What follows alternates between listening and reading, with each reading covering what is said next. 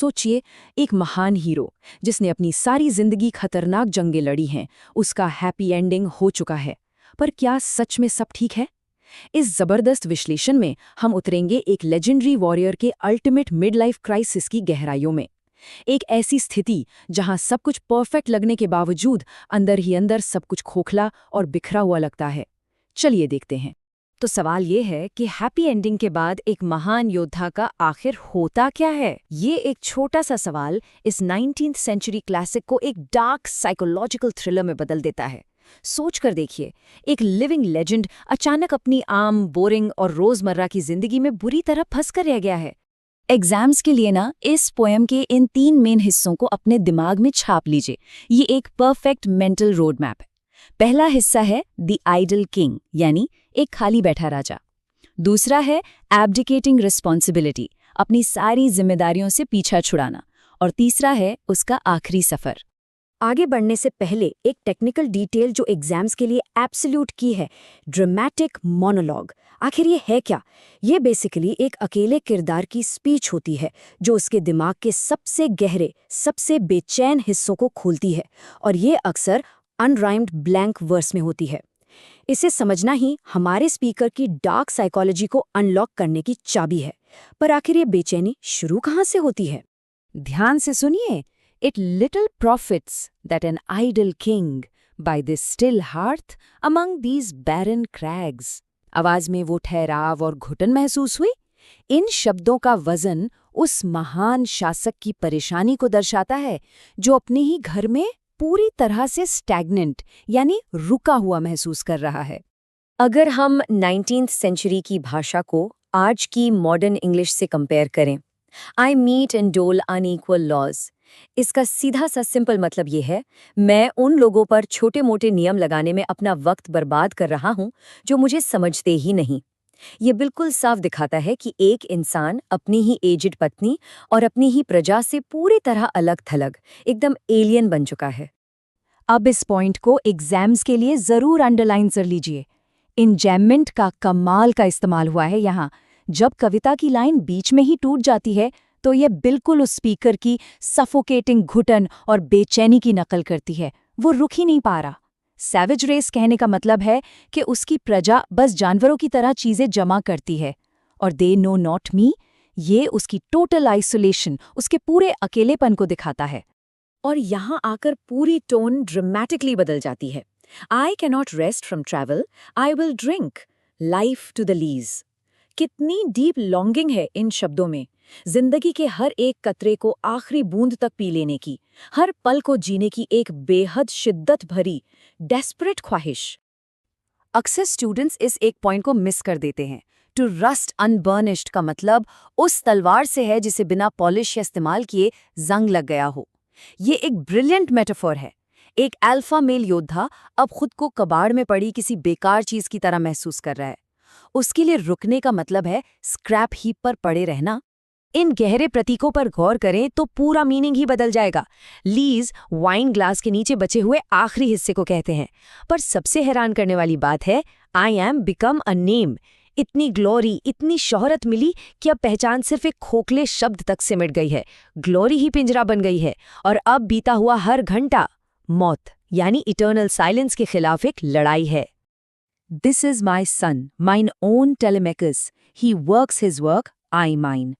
इन शब्दों को बोलते वक्त आवाज का ठंडापन और कैलकुलेटेड तरीका साफ झलकता है।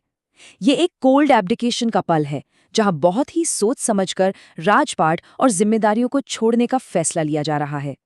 यहाँ पिता और पुत्र एक दूसरे के टोटल ऑपोजिट्स हैं। पिता यूलिसीज को देखिए, बेचैन, जोशीला और एडवेंचरस। वहीं उसका बेटा टेलीमाकस, समझदार, फर्ज निभाने वाला और नरम मिजाज का। दोनों का इथाका पर राज करने का अप्रोच एक दूसरे से बिल्कुल अलग है।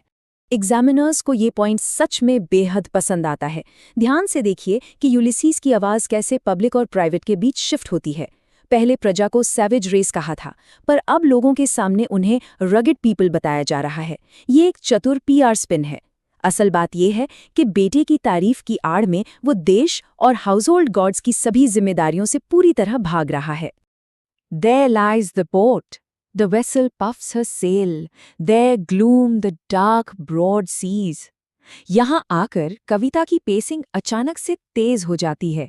ध्यान जमीन से हट रहा है और अब पूरा फोकस समुंदर की पुकार और उन मल्लाहों यानी मैरिनर्स के हिप्नोटिक जादू की तरफ खींच रहा है। इस पूरी कविता की असल रॉ इमोशनल कोर यहाँ छुपी है। Some work of noble note may yet be done. अगर इसको मॉडर्न इंग्लिश में कहें, हम भले ही बूढ़े हो गए हैं, पर मरने से पहले अभी भी कुछ महान, कुछ लेजेंडरी कर सकते हैं। ये बुढ़ापे को बस एक जगह खाली बैठने का बहाना बनने देने से एब्सोल्यूट इनकार है। उन डार्क ब्रॉड सीज के पीछे का हिडन मीनिंग समझें।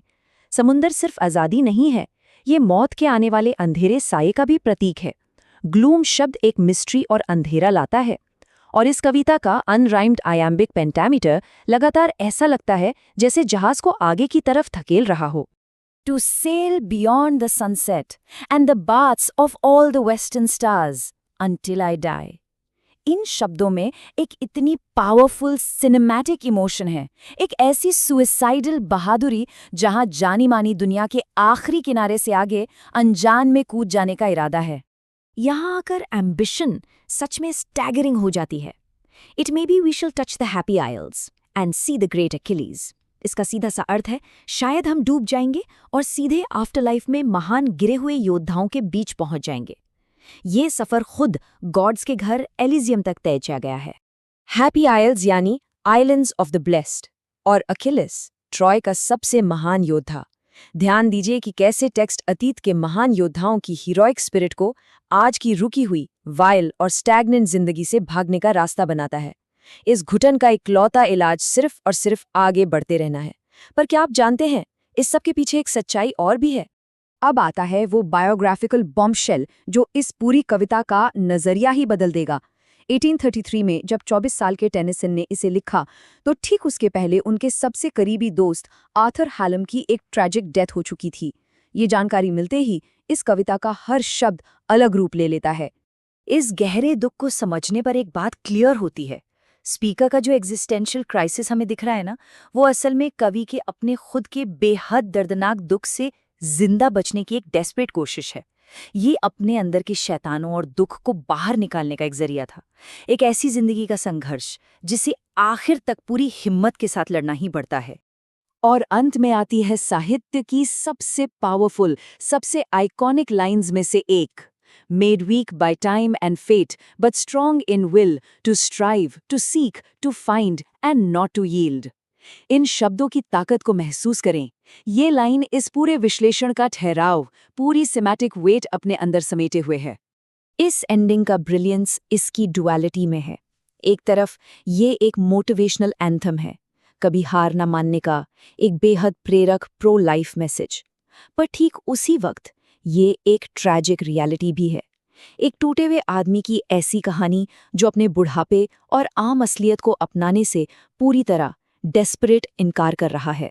तो इस सब के बाद आखिरी सवाल ये बनता है, क्या ये एक सच्चे हीरो की अल्टीमेट और आखिरी ललकार है, या एक ऐसे आदमी की ट्रेजेडी जो अपने अस्तित्व, अपनी ही जिंदगी और जिम्मेदारियों से भाग रहा है? ये एक ऐसा प्रोवोकेटिव ख्याल है जो इस एक्सप्लेनर के खत्म होने के बाद भी दिमाग में गूंजता रहेगा। इस सफर में हमारे साथ जुड़ने के लिए शुक्रिया।